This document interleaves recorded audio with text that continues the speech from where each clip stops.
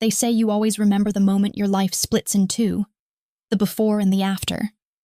And for me, that moment came wrapped in the smell of smoke and gunpowder, with headlights slicing through the rain-soaked dark and the echo of boots against marble that didn't belong in my father's house. I'd been sitting at the piano, pretending the music could drown out the shouting downstairs, pressing each key like a prayer. Like if I just played hard enough, loud enough, the war between my father and the man who ruled half this city would stay outside our gates. But violence has a way of finding you no matter how beautiful the room or how soft the music. And that night it found me. The storm was raging, the house lights flickering, and I remember the sound of the front door slamming open. Not the usual crack of anger from my father, but something heavier, colder, final, followed by voices I didn't recognize, deep and deliberate. The kind of voices that don't rush because they already own the air they breathe. I froze, my fingers hovering above the keys, my heart drumming so violently I thought the sound would give me away. And when I finally turned, he was already standing in the doorway, Luca Romano. Even his name tasted dangerous. He was taller than anyone had a right to be, all black suit and quiet menace, his hair slicked back from a face too handsome for mercy. And in his eyes, God, his eyes, there was no trace of hesitation, just the cold certainty of a man who'd already decided my fate.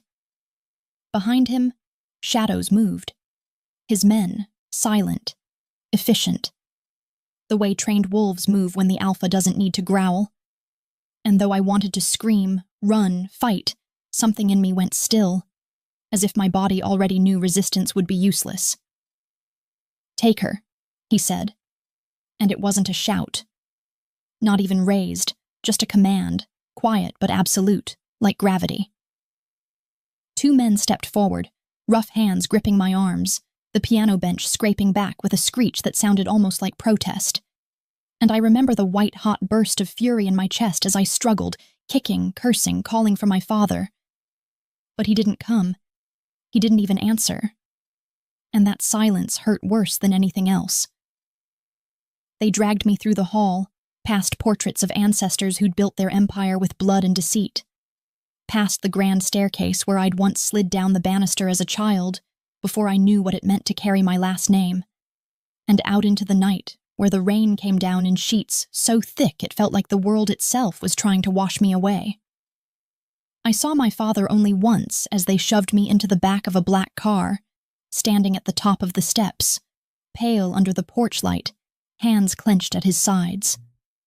And for a heartbeat I thought he'd stop them, that he'd shout or shoot or at least pretend I mattered more than a pawn on his chessboard. But all he did was watch, his eyes unreadable, his silence, a betrayal I would never forget. The door slammed shut, and the city swallowed me whole. Inside the car, the air smelled of leather and danger, and across from me sat Luca Romano himself, one elbow resting lazily against the window, his dark gaze tracing my face like he was trying to figure out what kind of creature I was. Enemy, trophy, inconvenience. And the longer he looked, the smaller I felt. I wanted to look away, but I couldn't. Something about him pulled at me. Not attraction, not yet. Something stranger, like standing too close to a fire and realizing you don't want to move even though you should. "Your father took something from me," he said after a long silence, his voice low and smooth, the kind that could calm a crowd or start a war. Now I take something from him. I laughed, a brittle, trembling sound that didn't belong to me, because what else could I do? "So I'm payment now?" I spat. "Collateral damage in your little empire game?" He tilted his head, considering, and then leaned forward, the light catching the faint scar at his jaw. "No, princess," he murmured. "You're not damage. You're leverage." Leverage. The word slid into me like a blade. The car drove for hours, the city lights giving way to the kind of darkness that lives outside human reach. And I sat there staring out the window, the reflection of his face beside mine like some cruel mirage I couldn't escape. Every bump of the road felt like a countdown, every mile another step away from the life I knew. Though, truth be told, that life had been a gilded cage long before he came. My father kept me hidden, sheltered from his enemies, from the truth of what he was. But you can't hide from rot when it lives in your own walls. And maybe that's why I didn't cry when the gates of Luca Romano's estate opened, and I saw where he was taking me. It was beautiful. The kind of beauty that terrifies you. An old villa carved into the hillside, its stone walls slick with rain, ivy crawling like veins up the facade, windows glowing faintly golden against the night. Guards lined the driveway, rifles slung over their shoulders, but none of them looked at me, not directly, as if acknowledging me might somehow curse them. When he opened my door, I almost didn't move. My legs were trembling, my breath shallow, but his hand was there, steady, waiting. For one insane moment, I wanted to take it. Not because I trusted him, but because his calm felt like the only solid thing left in a world that had just fallen apart. But I forced myself to look past him, to the mansion, to the gates closing behind us like iron teeth. And I walked without a word. Inside, the air smelled of rain and expensive whiskey, of smoke and secrets. The floor gleamed like spilled ink. Mirrors reflected chandeliers that looked more like cages of light than decoration. And somewhere, faintly, I heard a clock ticking. Slow, patient, like time itself was mocking me. He led me upstairs, not speaking, his stride long and unhurried. And when we reached the room, mine apparently, he paused at the door. "You'll stay here until I decide otherwise," he said simply. "Don't try to run, there's nowhere to go." And then he left. The door clicked shut, the lock turning like a final sentence, and I stood there for a long time, staring at the rain streaking the window, the weight of everything pressing down until it was hard to breathe. I told myself I hated him. I told myself I'd find a way out, that I'd make him regret touching my life. But deep down, beneath the fury and fear, there was something else. Something dangerous, something I didn't want to name yet. Because when I closed my eyes, I could still see the way he'd looked at me in that car. Like I wasn't just leverage, like I was already his. And maybe that's what terrified me most. The first night in his house didn't feel real. More like the aftertaste of a nightmare, the kind that clings to your skin long after you've woken, when you can still feel the weight of invisible hands on your throat, reminding you that even dreams can bruise. I didn't sleep. I couldn't. The rain hadn't stopped, and every drop against the window sounded like the ticking of a bomb, like time counting down to something I couldn't yet see. The room was too beautiful to belong to a prison. Silk sheets, heavy curtains, a chandelier that threw trembling light across the walls. But I knew better than to be fooled by luxury. I'd grown up surrounded by it. And if my father's mansion had taught me anything, it was that beauty often hides the rot beneath. When dawn finally broke, gray and cold, I got up and pressed my palm against the window. The glass was icy. Beyond the manicured gardens, mist clung to the hills like smoke. And down by the gates, 2 men stood with rifles, their silhouettes still as statues. I wondered if they'd shoot me if I ran. I wondered if they'd hesitate. Probably not. The door opened just as I turned, and I jumped, the sound too sharp in the quiet. But it wasn't him. It was a woman, middle-aged, dressed in black, her hair pulled tight, her expression unreadable. She carried a tray. "Breakfast," she said, setting it down without meeting my eyes. I wanted to ask her 1,000 things. Where am I? How long will I be here? Does he do this often? But something in her posture warned me against it. She wasn't cruel, just afraid. And fear is contagious. When she left, the lock clicked again, sealing the silence back around me like a second skin. I ate nothing. Hunger felt irrelevant when your freedom had been stolen. Hours passed, maybe more, before I heard footsteps again. Slow, deliberate. like a rhythm you could almost mistake for music if you weren't listening too closely. And then the handle turned. Not the careful movement of a servant, but the confident twist of someone who never asked permission. Luca Romano stepped inside as if the room belonged to him. And maybe it did. He wasn't wearing a suit this time, just a black shirt, sleeves rolled up, revealing forearms dusted with faint scars that looked too deliberate to be accidents. There was something disarming about seeing him without armor, and I hated that I noticed. He stopped near the window, his gaze flicking to the untouched tray before finding mine. "You didn't eat." I crossed my arms, trying to steady my voice. "Would you?" A flicker of something, amusement maybe, curved the corner of his mouth, but it never reached his eyes. "You'll need your strength," he said quietly.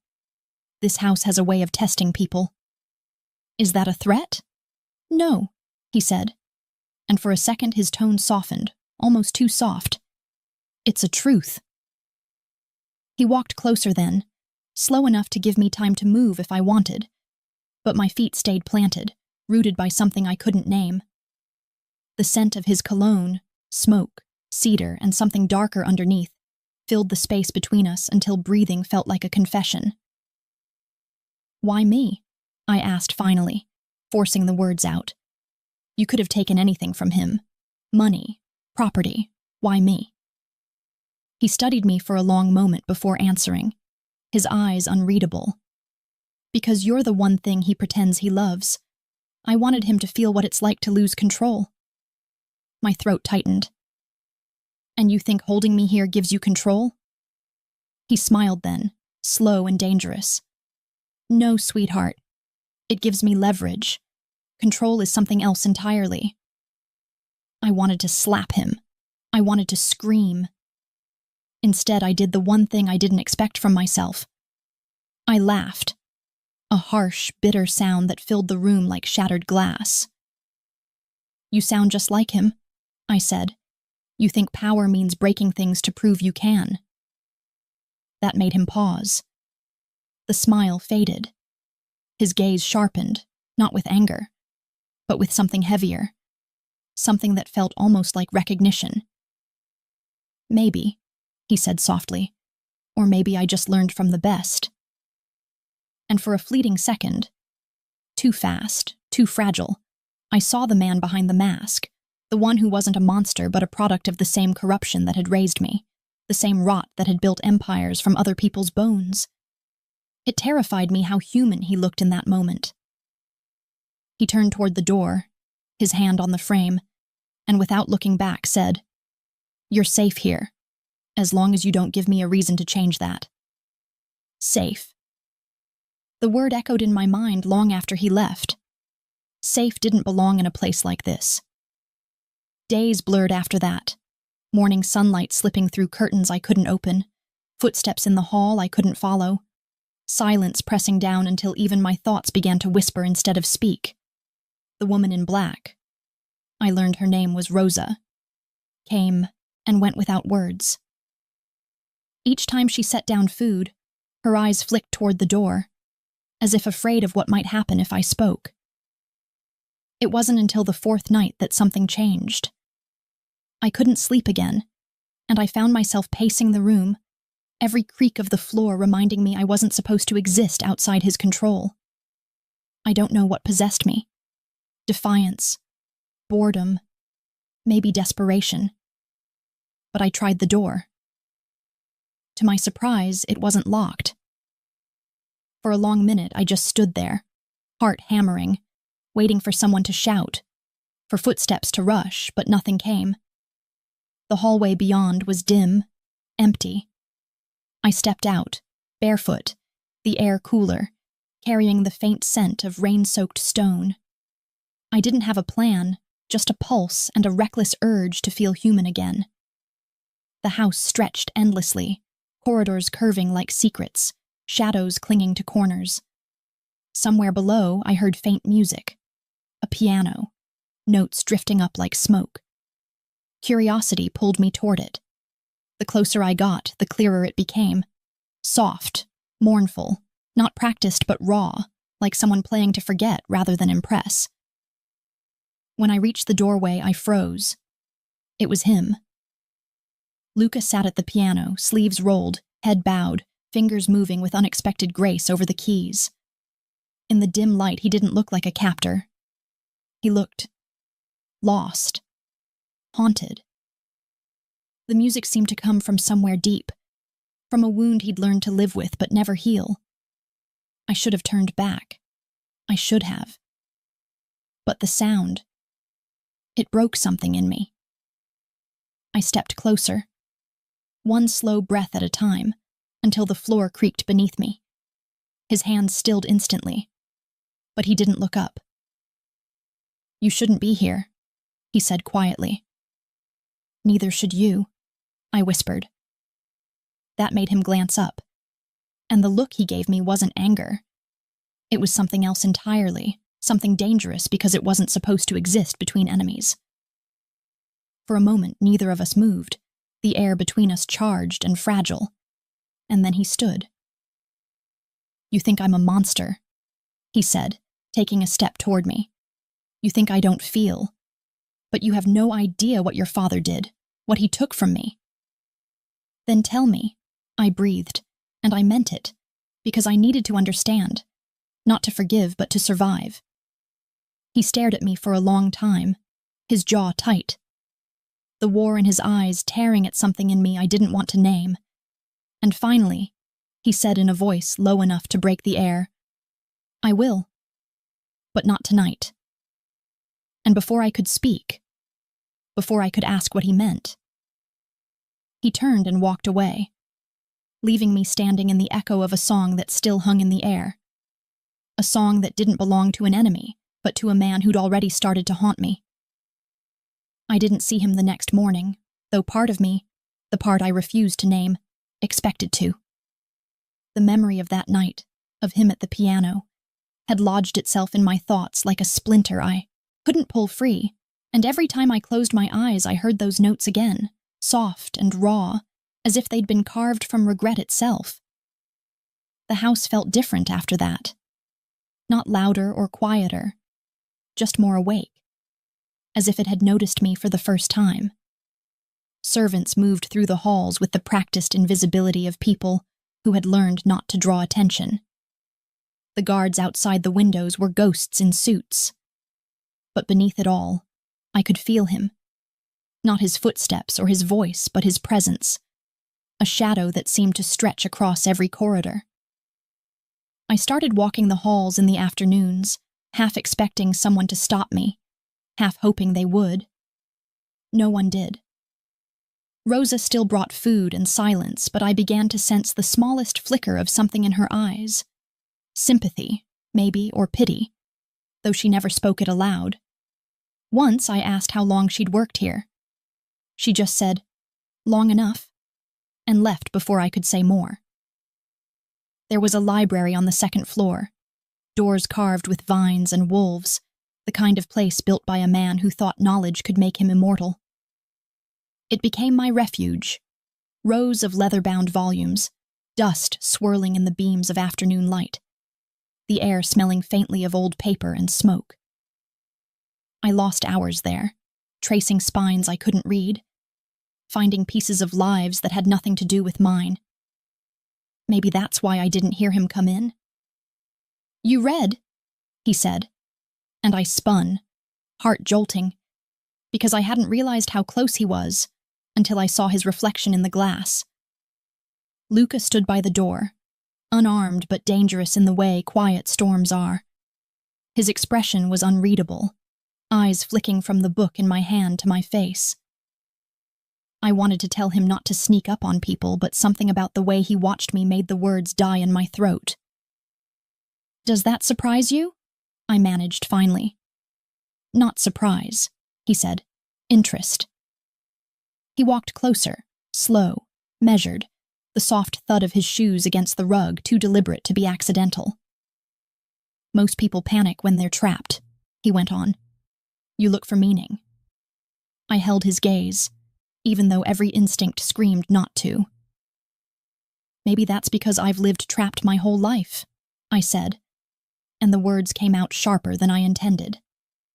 That made him stop. His eyes darkened, not in anger, but with something heavier. Memory, maybe. He studied me as if I'd just spoken a language he used to understand but hadn't heard in years. Your father kept you hidden, he said quietly. I know. The air between us shifted, something tight and brittle snapping. You don't know anything, I said, though my voice betrayed me. Too soft, too defensive. I know he built walls, Luca replied, his tone even. And I know what kind of man needs walls that high. I wanted to hate him for saying it. But the truth was, I'd thought the same countless times. That my father's empire was built on secrets thick enough to drown in, and that maybe I was just another secret he'd rather forget. I turned back to the shelves, pretending to read, even as I felt Luca's gaze still on me. He moved closer, not enough to touch, but close enough that I could feel the quiet weight of him beside me. You think I'm like him, he said finally. I didn't answer. Maybe I am, he added, but I didn't bring you here to hurt you. I turned then, meeting his eyes fully for the first time in daylight. You kidnapped me, I said. That's a kind of hurt. A muscle in his jaw twitched. Yes, he said simply, but I could have done worse. It wasn't a threat. It was an admission, and somehow that made it more unsettling. For a long moment we just looked at each other, and I hated that my pulse didn't seem to know which emotion to follow. Fear or fascination. There was a gravity to him, a pull that felt both dangerous and inevitable, like standing too close to the sea during a storm and realizing you don't want to step back. When he finally left, the room felt colder, emptier, as though he'd taken something with him, or maybe left something behind. That night I couldn't stop thinking about his eyes, the way they'd softened when he said he didn't want to hurt me. I tried to convince myself it was manipulation, a tactic, another weapon in his arsenal. But the image of him at the piano, head bowed, the music trembling under his fingers, that didn't belong to a man who only knew cruelty. Days slipped into a rhythm that wasn't freedom, but wasn't quite captivity either. He allowed me to walk the gardens, accompanied by 2 guards who kept their distance. I'd catch glimpses of him sometimes, talking to his men, standing near the fountain with a phone pressed to his ear, or looking out across the valley as though the horizon might answer whatever haunted him. Each time he seemed both close and impossibly far away. One afternoon, I found myself in the greenhouse, a glass cathedral of overgrown roses and ivy, wild and fragrant and alive. It was beautiful in a way that felt unguarded, untamed, and I couldn't help but smile. You found my mother's garden, his voice came from behind me, low and calm. I turned, startled again. Maybe I'd never get used to how silently he moved. She built this place before I was born, he said, stepping forward. She said even monsters need something to keep alive. His gaze lingered on a dying rose near the edge of the path, petals darkened with rot. She used to say the most dangerous thing a man could lose was his softness, he added, almost to himself. I didn't know what to say, so I didn't. He looked at me then, really looked, and for a heartbeat the mask slipped. I saw grief there and loneliness so old it had become part of him. You think I'm cruel, he said, but cruelty was learned, not born.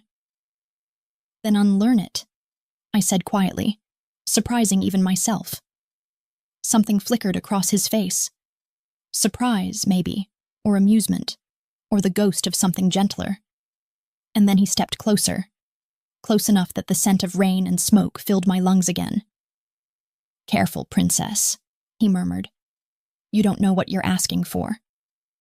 Maybe I do, I said, meeting his gaze without flinching. For a long, fragile moment, neither of us moved. The world outside the glass walls blurred into gray, rain beginning to fall again, soft and steady, each drop echoing like a heartbeat. And then slowly, Luca stepped back. "Dinner's at 8, he said, his voice steady again, all warmth gone. "You'll join me." He left before I could answer, his reflection vanishing in the glass, but the sound of his words lingered like a promise, or a warning. And as I stood there alone among the roses, the first spark of something dangerous flared inside me. Not love, not yet, but curiosity. Sharp and alive.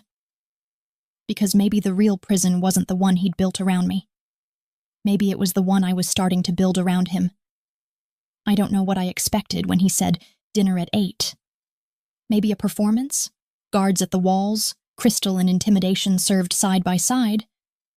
But when the clock struck, the world inside the Romano estate felt almost hushed. The kind of hush that follows lightning before the thunder remembers itself. Rosa appeared at my door as if she had been waiting in the hallway for hours. She didn't speak, only handed me a simple black dress. It wasn't silk or sequins, just fabric that fell quiet against my skin, soft enough to remind me I still had one. I wanted to ask her why me, why now, but her eyes flicked toward the corridor, and the unspoken answer was clear. Questions had consequences. The dining room looked like something carved from an old cathedral. Long table, candles instead of bulbs, shadows licking at the edges of gold-framed paintings. Luca was already there, standing beside a decanter, pouring dark wine into 2 glasses. He glanced up as I entered, his expression unreadable, but the faintest curve touched his mouth. Not quite a smile, not quite mockery. "You came," he said. "As if I had a choice," I replied, though even I could hear how hollow it sounded. He gestured to the chair across from his. "Everyone has a choice," he said. "They just don't always like what it costs." We ate mostly in silence at first. The food was rich. The kind of meal meant to impress diplomats, not prisoners, but each bite turned to dust in my mouth. He moved with slow precision, knife, fork, sip of wine, as if control itself was a ritual he performed to stay alive. Finally, I said, "You promised to tell me what my father did." His hand paused, knife hovering above the plate, then lowered with deliberate care. "Promised?" he echoed, a low sound that might have been amusement. "I said I would, not when. But maybe tonight is as good a time as any." The candlelight caught the scar along his jaw as he leaned back, and his eyes, dark, endless, found mine. "Your father and I built something together once," he began, "before the newspapers called us enemies. We were partners. Friends, if men like us can use that word." The word friends hung in the air like a ghost. "He had vision," Luca continued, "and greed. We ran shipments, laundered money through legitimate fronts. Then came the deal, the one that could have made us both untouchable. But power," he said softly, "has a way of asking for blood." His gaze drifted past me, to a point only memory could see. "He sold my brother," he said. "Gave him up to a rival syndicate to buy himself another year of peace. My brother trusted him, walked straight into a trap because of him. They left him in the river." The room seemed to tilt. I stared at him, at the calm with which he spoke of death, of betrayal, and something cold settled beneath my ribs. "My father," I began, but the words failed. "Your father," he said, voice quiet, never blinked. I felt sick, and yet some traitorous part of me believed him. My father had always been 2 men, the one who kissed my forehead goodnight, and the one who disappeared for days when the city trembled. Luca refilled our glasses but didn't drink. "You wanted truth," he said. "There it is." For a long time I could only listen to the tick of the antique clock. The fire snapped softly behind him, throwing light that caught the edges of his hair, the veins at his temple. He didn't look like a monster now, just a man who'd run out of ways to bury his ghosts. "What happens now?" I asked. He looked up sharply. "Now you understand why I couldn't leave you where you were. He would have used you again. Against me, against anyone. At least here you're not a weapon. Here I'm a hostage." His jaw tightened. "Call it what you need to." Something inside me cracked then. Not loudly, not visibly, just a thin seam opening between fear and understanding. "You think keeping me here saves me," I said. "But you're just building another wall, another version of him." That made him stand. He paced once, twice, like a lion circling an invisible cage. When he stopped, his voice had lost its edge. "Maybe," he said, "but I'm trying to learn how not to be him." The honesty in it stunned me more than any threat could have. It was the first time he'd admitted weakness.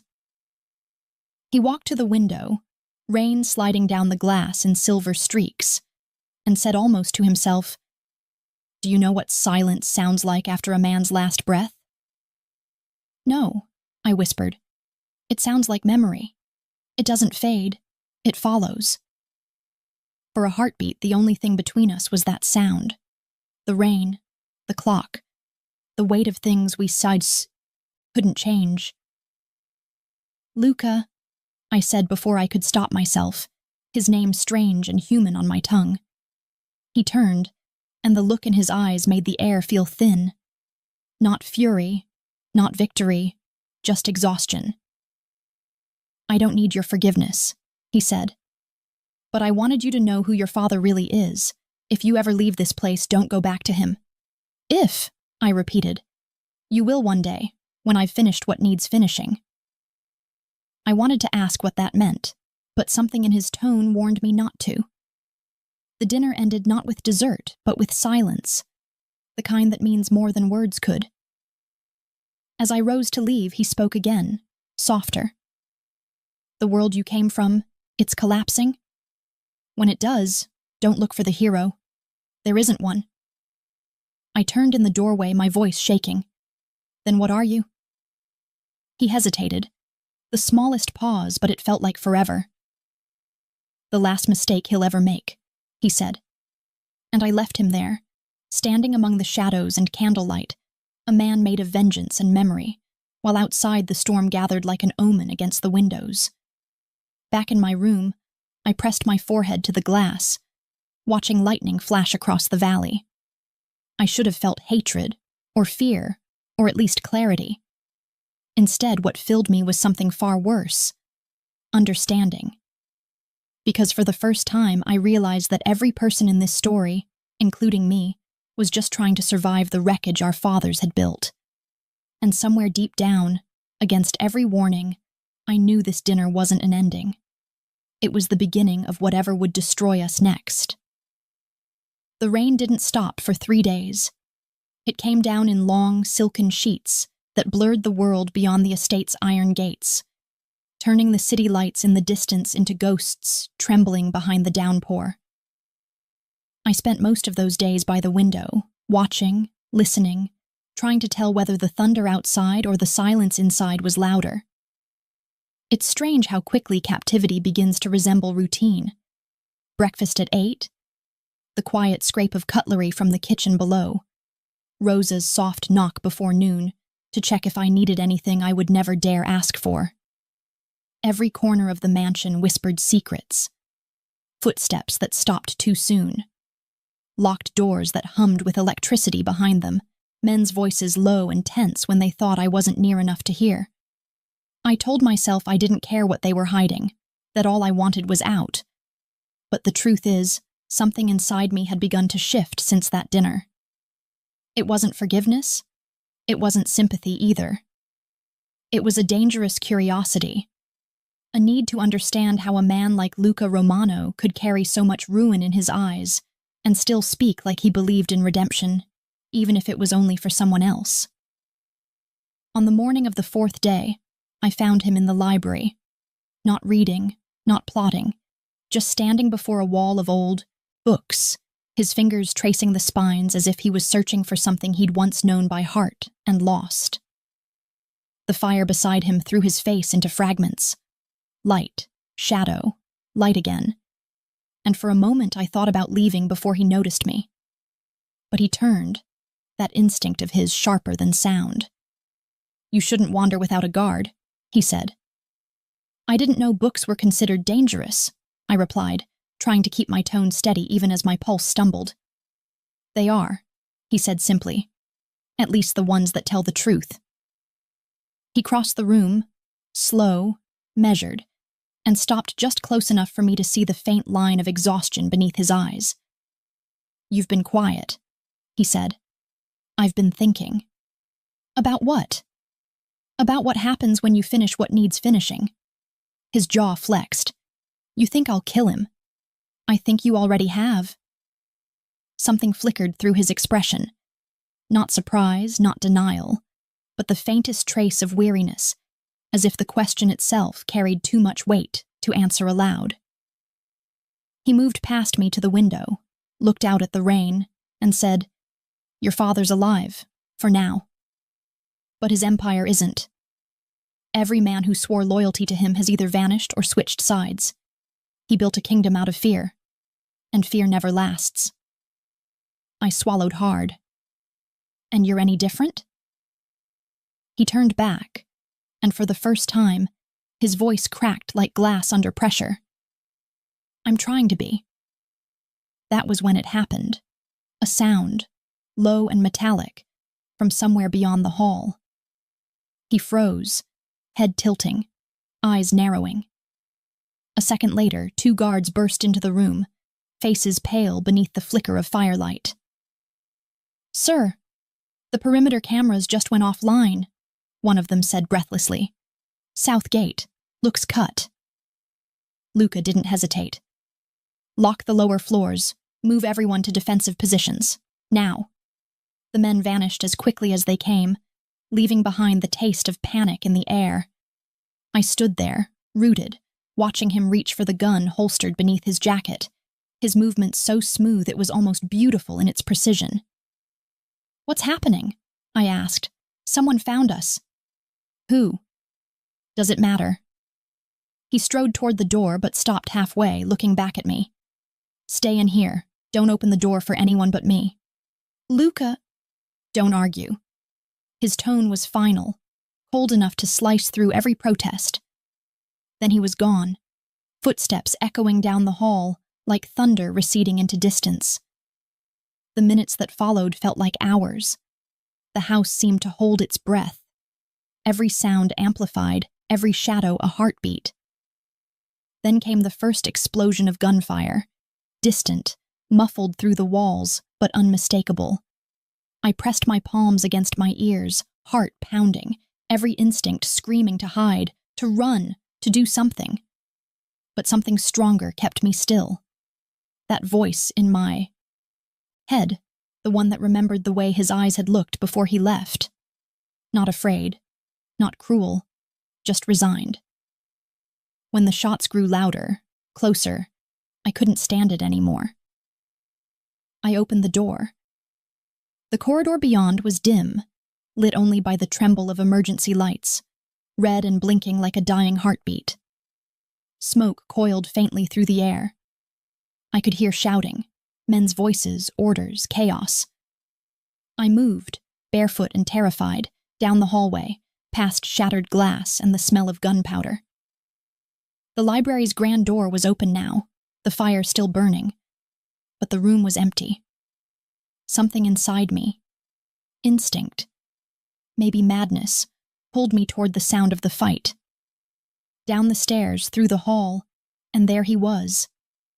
Luca, crouched behind a marble column, gun in hand, firing with cold precision toward the courtyard beyond.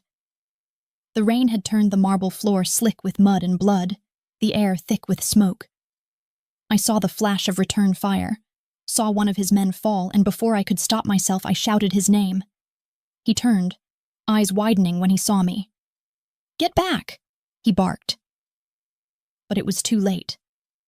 One of the intruders, masked, moving fast, had broken through the front door, weapon raised. Time slowed to a pulse. I saw Luca pivot, saw the explosion of light as he fired, saw the body drop, and then he was in front of me, grabbing my wrist, dragging me behind cover. "Are you out of your mind?" he hissed, pressing me against the wall as another shot cracked the air. "I heard the gunfire." "You don't walk into a war zone because you heard it." He was furious, but his hands trembled where they touched me, his breath ragged, his eyes wild, not with rage, but with something dangerously close to fear. "Stay down," he said again, quieter now, as if words themselves could protect me. The fight lasted maybe 10 minutes, maybe forever. When it finally ended, silence fell heavy and absolute, broken only by the hiss of rain and the faint, awful sound of someone dying on the marble. Luca stood slowly, gun still in hand, chest rising and falling with exhausted control. I looked at him, the blood on his sleeve, the shadowed hollows beneath his eyes, and for the first time I realized something that terrified me more than any gunfire could. I didn't want him to die. And worse, I wasn't sure I could ever go back to the world that wanted him gone. When he finally turned to me, rainwater dripping from his hair, he said only, "Now you understand why I can't let you leave." And I did understand. But understanding didn't make the fear disappear. It only made it burn hotter, sharper, closer to my heart. Because love, I was beginning to learn, doesn't come softly. It arrives like gunfire in the rain. The world after the gunfire didn't feel real. It felt borrowed, as though time itself had paused just long enough to decide who was meant to keep breathing and who wasn't. The rain outside had softened into mist, wrapping the estate in something close to silence. But it wasn't peace. It was aftermath. The kind that hums beneath your skin, that fills your lungs with ghosts you can't name. The marble floors were slick with rain and blood, the smell of gunpowder clinging to everything. And Luca stood at the center of it all like the storm's final survivor. His shirt was half soaked, torn at the shoulder, the dark stain spreading down his arm. But he didn't seem to notice. He was scanning the room, assessing, calculating, breathing like a man who couldn't afford to stop. When his eyes finally met mine, something unspoken passed between us. Not safety, not comfort, but a fragile understanding that neither of us could go back to what existed before tonight. "They found us," he said quietly, his voice low enough that the words barely reached me. "We have to move." "Move where?" "Anywhere they can't." He turned to one of his remaining men, a tall, scarred veteran whose eyes were sharp even under exhaustion. "Clean this up. Burn what you have to. No traces." The man nodded.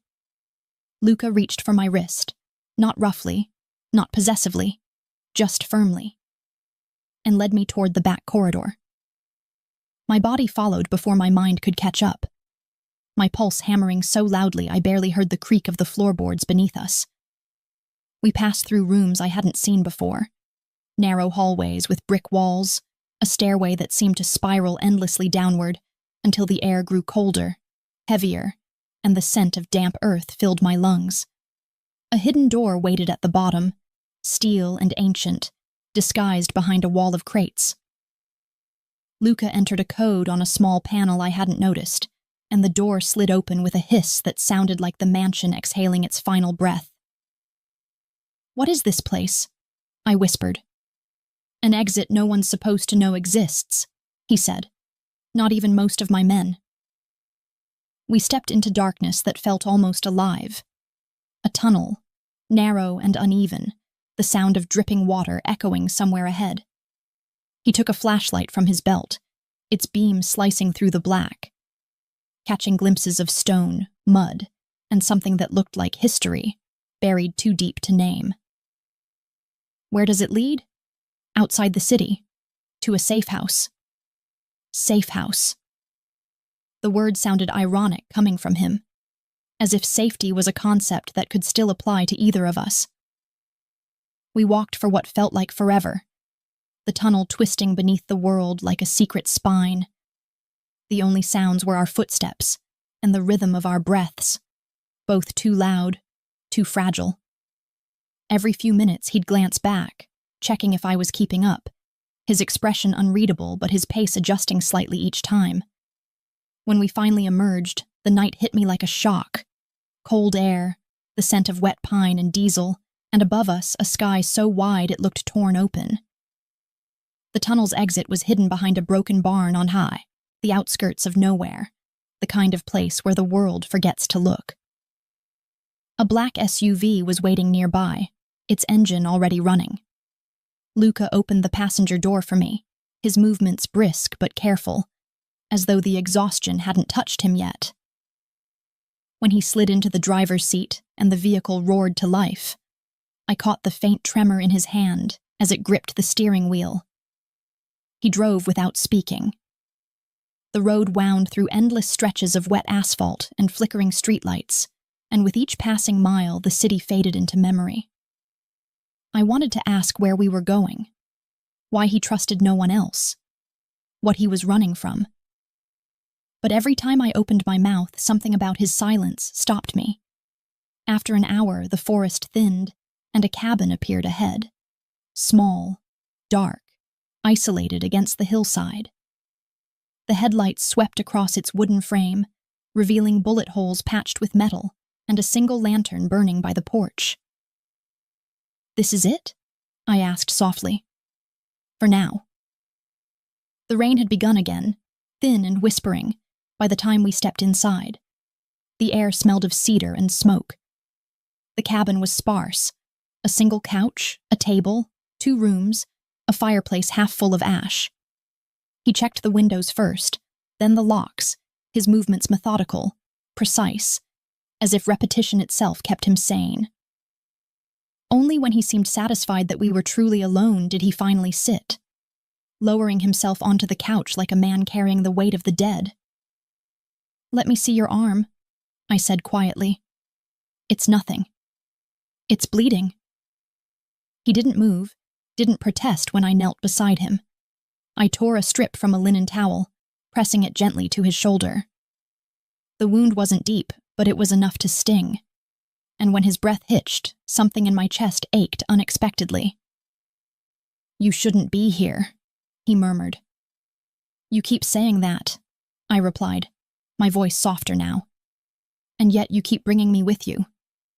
His eyes lifted, dark, tired, almost human.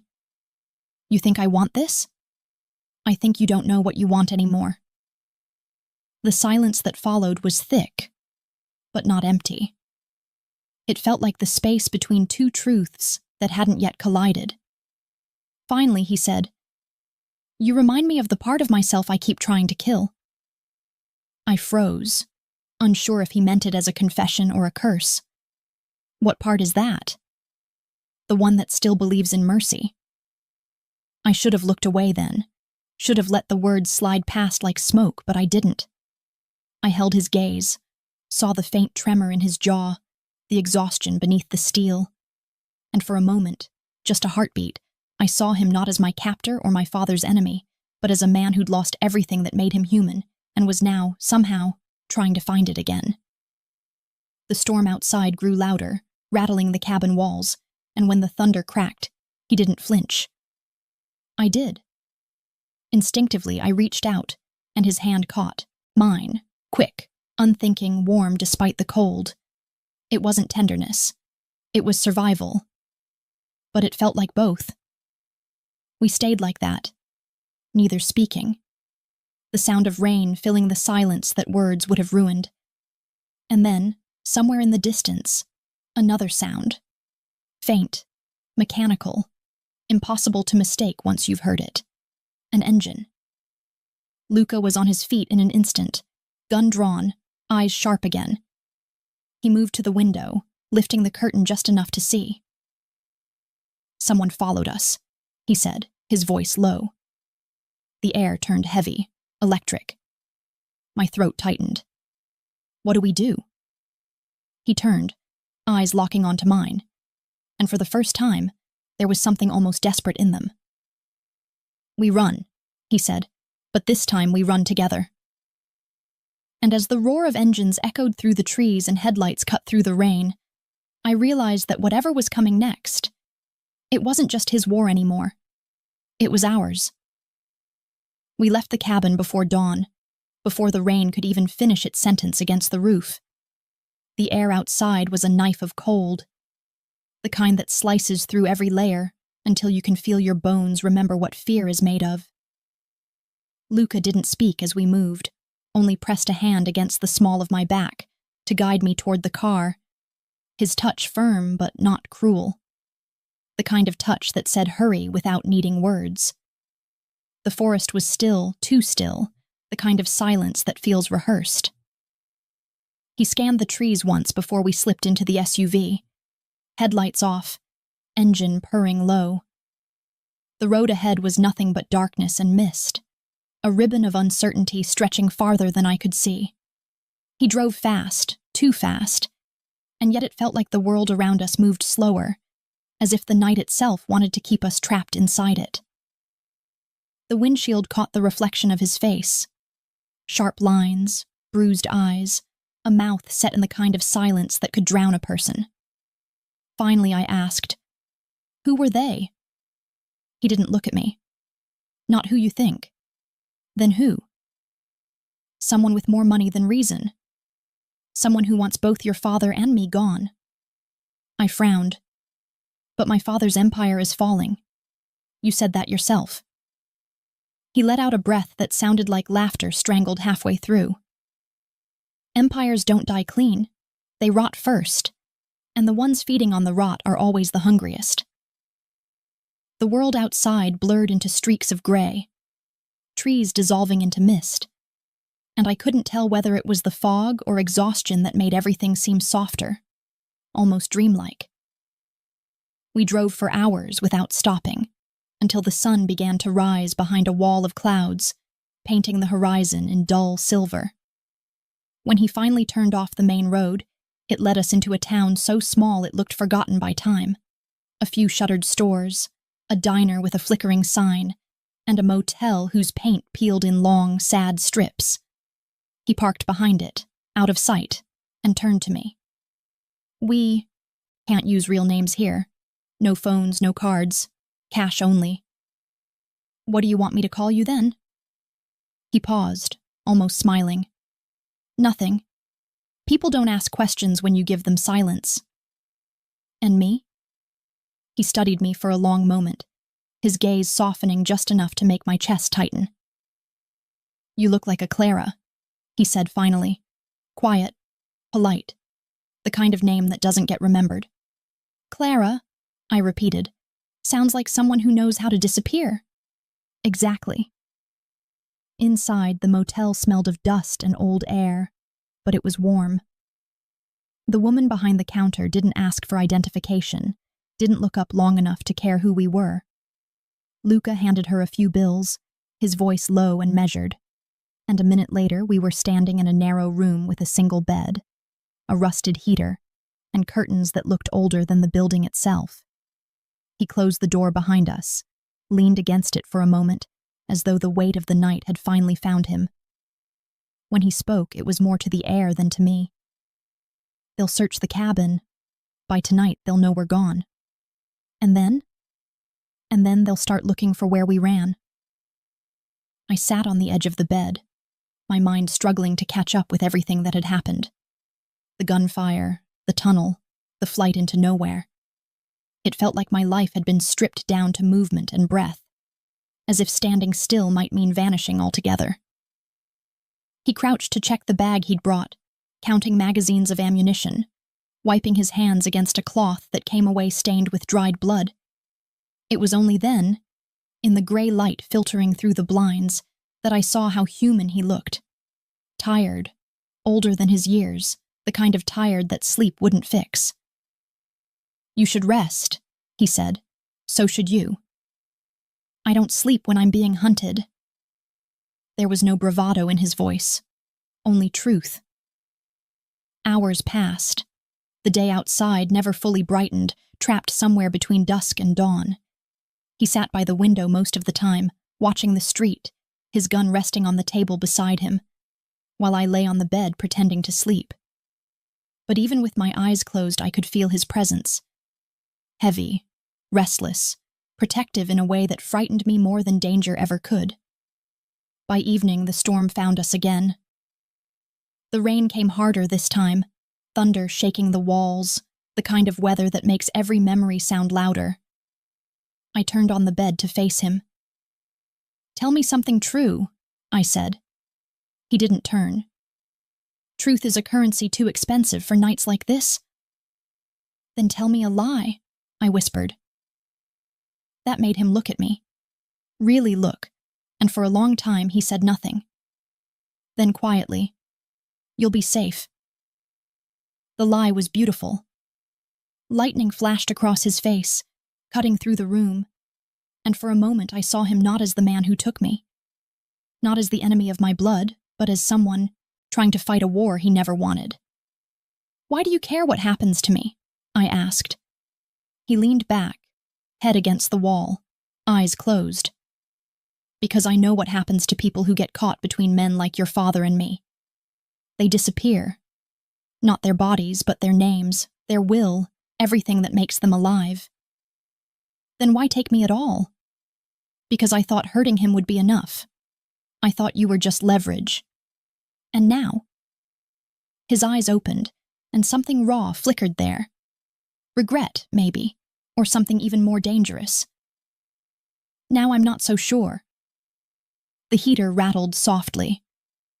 The rain whispered against the glass, and between us the silence began to change shape, from something heavy and suffocating into something fragile, like the space before a confession. I wanted to hate him.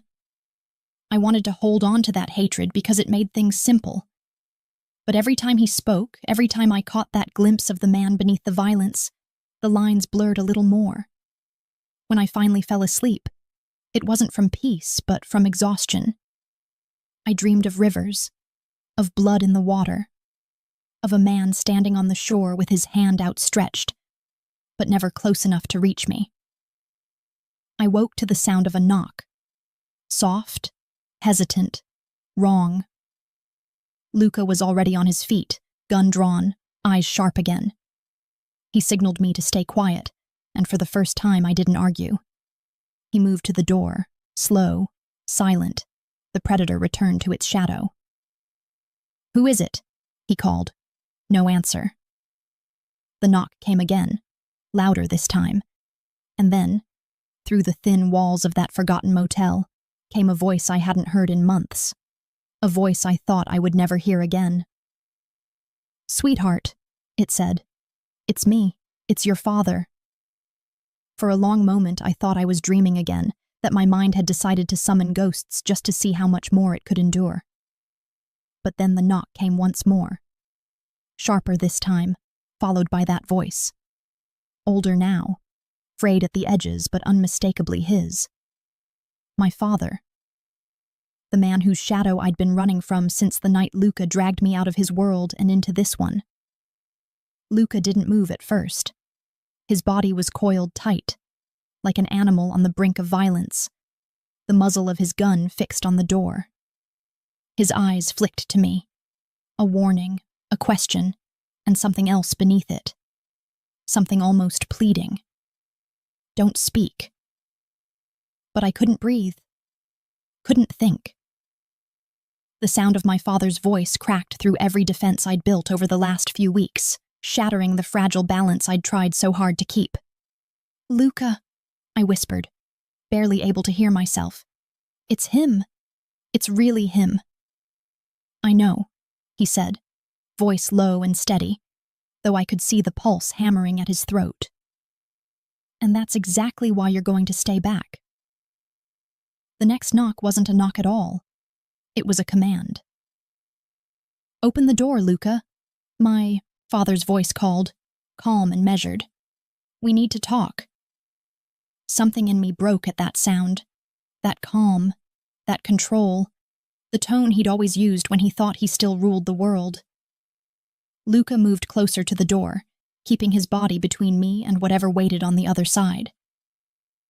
You found us faster than I expected, he said, his voice shifting into the tone I'd heard him use with his men. Cold, sharp, dangerous. Don't flatter yourself, my father replied from the hall. You leave a trail wherever you bleed. Luca's mouth tightened. He looked at me again, and for a moment I saw the war inside him. Duty, vengeance, restraint, and maybe something that looked too much like care.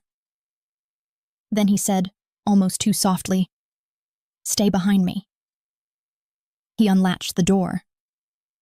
The world beyond it felt colder, darker, more real than it should have.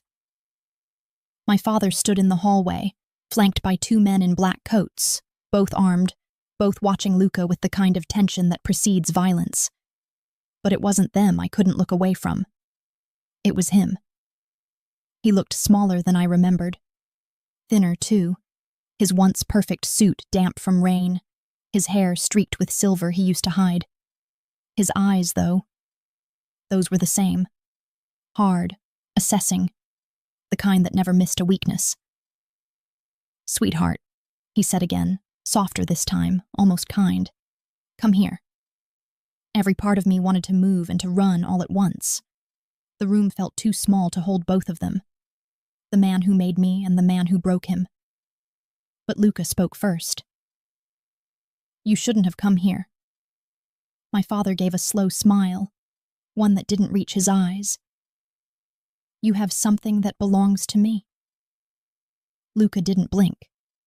"She's not a thing." The silence that followed was thick enough to choke on. Then my father laughed, a hollow, humorless sound that made the hairs rise on my neck. "You think you've grown a conscience? That's rich coming from you, Luca. You forget. I know what you did before all this. You and I both know the kind of man you really are." Luca didn't answer, but the air around him changed. Heavier, darker, as if every word he didn't say was a blade sharpening itself in silence. I stepped forward before I could stop myself. "Why are you here?" I asked. My voice came out small, trembling, but it was the only sound that didn't feel rehearsed. My father looked at me then, really looked, and I saw something flicker behind his eyes. Surprise, maybe even guilt, though it was gone as quickly as it came. "I came to take you home," he said. "Home," I repeated, the words sour on my tongue. "You mean the place you turned into a war zone? The place you sold people to save yourself?" He froze, just for a heartbeat. And in that pause, I saw Luca watching him, eyes narrowing like a man confirming what he already knew. "I did what I had to do," my father said quietly. "Everything I built, everything I lost, it was all for you. For your future." "No," I said, the tremor in my voice finally giving way to anger. "It was for your pride." The words hung there, sharp and impossible to take back. Luca's gun never wavered, but I could see his focus split. One part trained on my father's men, the other on me, on the fracture opening between the two of us. My father turned his gaze on Luca again. "You think you've saved her by keeping her here? You've only dragged her deeper into your mess. You're no better than me." "Maybe not," Luca said, voice low, "but I didn't sell my brother for power." My father's expression hardened. He was weak. And that was it. The match struck. Luca moved faster than I thought possible, slamming my father's guard against the wall before the man could draw his weapon. The second raised his gun. But I screamed, the sound sharp and raw. And in that heartbeat of distraction, Luca fired. The man dropped instantly. Smoke filled the room again, the smell of gunpowder, the echo of violence. My father didn't flinch. He just looked at Luca, at the body on the floor, then at me. "This is who you trust now?" he said. "A killer pretending to be your savior?" And I, shaking, breathless, looked between them. My father, the liar who'd built an empire of betrayal, and Luca, the man who'd destroyed it in the name of vengeance. "I don't know who to trust," I said, tears I hadn't felt coming slipping free. because all I've ever been is a piece in someone else's war. For the first time, my father's face softened, almost regretful. Then come with me, he said, and I'll end it. Luca's voice was steel. If she takes one step toward you, you won't live to finish that sentence. Enough, I cried, the sound raw, breaking through both of them. I'm not yours to win or lose, not anymore. The silence that followed was unbearable, the three of us locked in a moment that couldn't hold. Then outside, engines, more of them. The sound of approaching vehicles, headlights cutting through the fog beyond the motel's cracked curtains. Luca looked toward the window, jaw tightening. He didn't come alone. My father didn't deny it. You didn't think I'd come unprepared. The first gunshot shattered the window. Luca grabbed me, dragging me down behind the bed as glass exploded above us. My father's men outside opened fire, the night erupting into chaos, the air thick with smoke and fear and thunder. When Luca turned to me, eyes wild, blood on his face, he shouted over the noise. If we stay, we die. You have to choose, now. And as bullets tore through the walls, as my father reached for his gun, as the world we'd built from lies and fear finally came crashing down, I realized there was no right choice left. Only survival. Smoke hung thick in the air, the kind that clings to the back of your throat and makes every breath feel borrowed. I could still hear the hiss of burning metal outside, the crunch of boots in gravel, the distant wail of engines retreating or advancing. I couldn't tell anymore. All I knew was that the world outside our shattered motel room had turned to chaos, and we were its trembling heartbeat. Luca's hand gripped my wrist, pulling me low against the wall, his breathing rough, his eyes searching for something beyond the panic. A way out, a plan, anything. Stay down, he said, voice gravel rough. He looked different now, no longer composed, no longer the untouchable man of shadows and whispered power. He looked human, desperate. But my father wasn't gone. He'd taken cover behind the dresser, his pistol steady, his eyes locked on the same window where muzzle flashes bloomed like cruel stars. When he shouted to his men, his voice carried authority again, the kind that had built empires and broken them just as easily. And for one awful moment I realized that even in this blood-stained ruin, part of me still recognized that tone, still remembered being the child who obeyed it. Your men will kill us all, Luca shouted, ducking as another shot cracked through the air. My men, my father replied coldly, know who to aim for. I didn't know whether that was a threat or a mercy. Luca fired twice, clean, controlled, and the noise split the air. One of my father's men fell near the doorway, the other ducked out of sight. Glass rained down like a storm of diamonds, slicing through the smoke. I could taste metal, fear, adrenaline. Then silence, sudden and too sharp. My father rose, his eyes flicking toward me. Come with me now, he said again, voice softer but deadlier than before. He'll only get you killed. And maybe it was madness, but I stood. Luca grabbed my arm, his touch fierce. Don't, he said. You walk out there, he'll use you like he used everyone else. Enough, I snapped, yanking free. You both act like I'm property, like I belong to whichever of you speaks loudest. But look around. This is what your war looks like. Neither man answered. They just stared at each other, two predators circling the same wound. Then, from somewhere outside, a voice crackled through a radio. Distorted, frantic. We've got movement! East side! Luca's head snapped toward the sound. They're flanking, he muttered, more to himself than to me. He pushed open the door at the back of the room, revealing a narrow service corridor that smelled of dust and gasoline. Move, he ordered, already reloading. I hesitated. My father's gaze caught mine, heavy with something almost human. Regret, maybe, or calculation. You think he's saving you? He said quietly. Ask him about Palermo. Ask him what he did to earn his seat. The name hit like a strike to the ribs. Palermo. The city whispered in every rumor about my father's rise and Luca's betrayal. What happened in Palermo? I asked, voice shaking. Luca froze, his back to me. For a heartbeat, he didn't breathe. Then he said, without turning, "Not now." But the look on my father's face, that small, cruel smile, told me everything. "You killed for me once," my father said to Luca. "Now you'll kill for her." Luca's jaw clenched. "I killed because of you. Don't twist that." Before another word could be spoken, the back door exploded inward, splinters flying like shrapnel, and the corridor filled with shouting and gunfire. Luca shoved me forward, his arm wrapping protectively around me as we ducked through the smoke.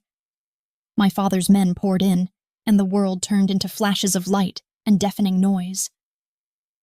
I remember running, barefoot, trembling, my hands slick with someone's blood, I don't know whose, and Luca pulling me through a side exit that led to the narrow strip of asphalt behind the building. Rain poured in sheets now, heavy and cold. "Cars 2 blocks down," he said, shouting over the storm. We sprinted, the city blurring around us, until a black SUV came into view, engine still running, door half open. Luca pushed me inside first, then slid in after, slamming it shut just as another bullet struck the rear window. The driver, one of Luca's men, stepped on the gas. Tires screamed. Only then did I turn to Luca, my voice barely holding together. "Tell me what he meant. What did you do in Palermo?" He stared straight ahead, rain streaking his face through the cracked windshield light. "It was before I met you," he said quietly. "He made me believe your brother was alive. I went to get him. It was a trap." The words fell like lead. "You killed my brother?" His silence was answer enough. The car swerved as something heavy hit the back bumper, another vehicle in pursuit. I could see headlights cutting through the storm, closer now, too close. Luca grabbed the wheel from the driver. "Hold on," he shouted, spinning us hard into a side street. I felt weightless for a second as the tires lost grip, then slammed against the seat as we hit the road again. Outside, sirens wailed. Not police, not yet. Maybe both sides calling reinforcements. "Where are we going?" I asked. "Somewhere he can't reach," Luca said, "but we're running out of places like that." The car roared into the darkness, and then I saw it, the small black device blinking red under the dashboard. A tracker. My breath caught. "Luca," I said, pointing. "They know exactly where we are." He reached down, ripped it free, and threw it out the window. But it was too late. Headlights flooded the street behind us. 3 cars, maybe 4. "They're closing in," the driver yelled. Luca turned to me, eyes burning with something between fear and resolve. "If they take me, you keep going. Don't look back." "No," I said. "I'm done running from both of you." A flash of light blinded us. One of the pursuing cars rammed the side door. Metal screamed. Luca fired out the window, glass shattering. And through the chaos, over the storm and engines and gunfire, I heard a single voice through a megaphone outside, cold, commanding, impossibly familiar. My father. "Enough running," he shouted. "Luca, bring her out now and I'll let you walk away." Luca's hands tightened on the gun. His voice was low, final. "He's lying." And in that moment, caught between the man who ruined my past and the man who'd rewritten it in blood, I understood that the next choice I made would decide who lived and who didn't. The rain fell harder. The street narrowed. The world seemed to hold its breath. And I whispered, "Stop the car." Luca looked at me in disbelief. "What?" "Stop the car," I repeated. "I'm ending this." The tires screeched, the vehicle spun, headlights whirling across wet concrete. And as it came to a shuddering halt, I saw my father's convoy fan out before us, engines idling, guns glinting under the storm. Luca reached for me, voice breaking. "Don't do this." but I had already opened the door. The rain swallowed me whole. The rain came down harder, turning the cracked pavement into rivers that ran dark with oil and ash, washing over my shoes as I stood between them, between the two men who had rewritten the meaning of my life. The headlights cut through the storm, throwing long, trembling shadows across my father's face and Luca's. It was strange how quiet everything suddenly felt. No gunfire, no shouting, just the endless whisper of rain and the thunder that rolled like a warning somewhere above us. My father's men stood behind him, guns raised but waiting, like hounds trained to hold until he gave the word. Luca, soaked and bleeding, stood behind the open car door, his weapon aimed but his hand shaking, not from fear, but from something heavier. I realized in that moment that both of them were afraid, not of dying, but of losing what little of me they still thought they owned. "I didn't want this," I said, though my voice barely carried. "Not any of it." My father took a step forward. "Then come home. End this now." I almost laughed, a bitter, small sound swallowed by the storm. "Home? You burned our home years ago." He hesitated. His eyes, once so sharp they could cut through lies like paper, flickered with something uncertain. "I did what I had to do," he said again, and I realized those words had been his prayer and his curse all his life. Behind me, Luca spoke, his voice low but steady. "She doesn't belong to you anymore." My father's gaze slid past me, settling on him. "And she belongs to you?" The question hit like a slap. Luca didn't answer, and I saw the guilt in his silence. The truth that he didn't know how to love without destroying, didn't know how to protect without controlling, didn't know how to be anything but what the world had made him. And I, standing in the rain between them, understood that love, if it ever existed between any of us, had been built on violence and fear and secrets buried under too much blood to ever grow clean. "I'm done choosing between men who only know how to take," I said quietly. Both of them froze. "I'm not your weapon," I told my father. "And I'm not your salvation," I said to Luca. Lightning split the sky, white and merciless, illuminating the ruined street around us. The broken glass, the scorched asphalt, the bodies of men who'd followed orders they didn't even believe in.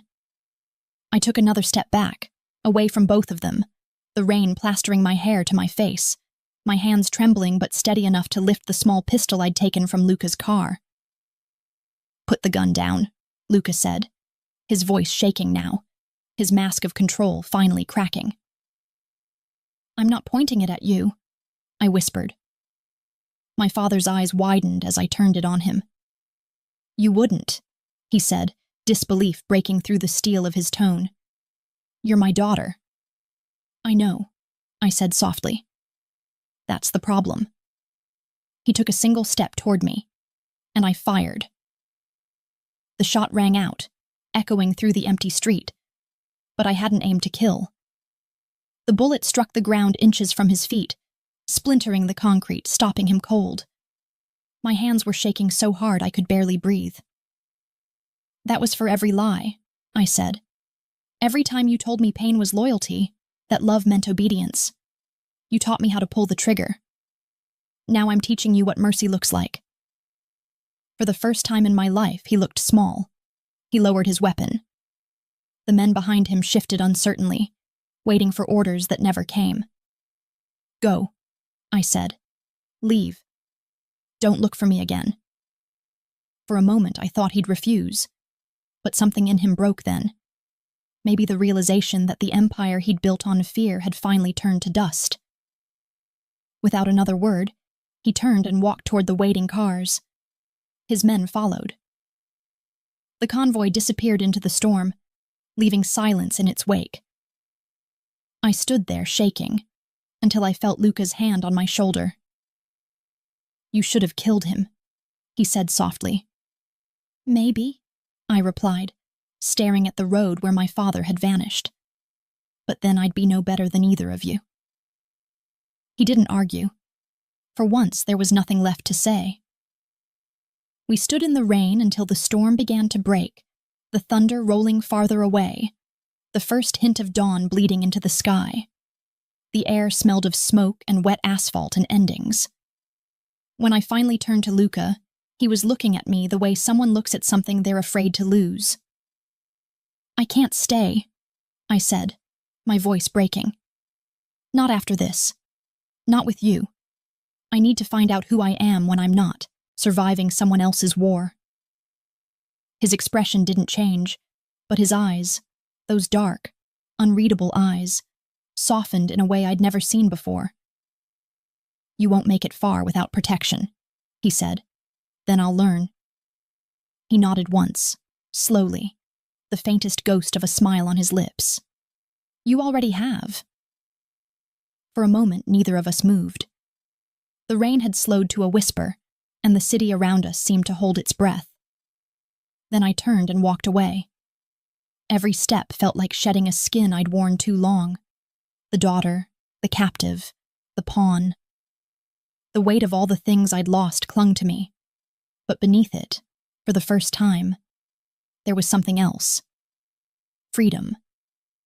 Behind me, I heard the low rumble of an engine starting, then fading into the distance. I didn't look back. When I reached the edge of the street, the dawn finally broke. Pale light spilling over the rooftops, washing the city in a quiet kind of gold. I stopped there for a long time, letting the rain rinse the blood from my hands, the guilt from my skin, until all that remained was the faint ache of survival. And in that fragile silence, I thought of Luca, of the man who'd become both my captor and my mirror, who'd shown me the darkness I carried and dared me to step beyond it. Maybe, somewhere down another road, we would meet again. Not as enemies or victims, but as two souls who'd finally learned how to stop bleeding for love. For now, though, I walked on, into the morning, into the unknown, into a life that finally belonged to me.